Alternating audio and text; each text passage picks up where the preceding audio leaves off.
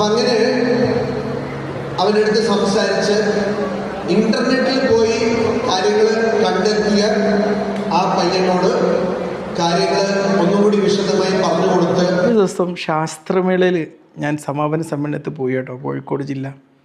എനിക്ക് അവിടെ കുറേ VIP കണ്ടു. രാമകൃഷ്ണ പരമഹംസരുടെ പേരുള്ളൊരു സ്കൂളിലായിരുന്നു. ആ സ്കൂൾ എനിക്ക് ഒരുപാട് ഇഷ്ടമായി കേട്ടോ. വളരെ പൗരാണികമായിട്ടുള്ള കാര്യങ്ങളും പിന്നെ നമ്മളൊക്കെ ഒരുപാട് നെഞ്ചോട് ചേർത്ത സ്വാമി വിവേകാനന്ദൻ്റെ ഒരുപാട് വചനങ്ങളും ഒരുപാട് വേദവാക്യങ്ങളൊക്കെ എഴുതി വെച്ച് കണ്ടപ്പം വളരെ സന്തോഷം തോന്നി. വേദവാക്യങ്ങളും സ്വാമി വിവേകാനന്ദൻ്റെ വചനങ്ങളും ഒക്കെ നമ്മളെ വല്ലാത്ത സ്വാധീന ശക്തികളാണ്.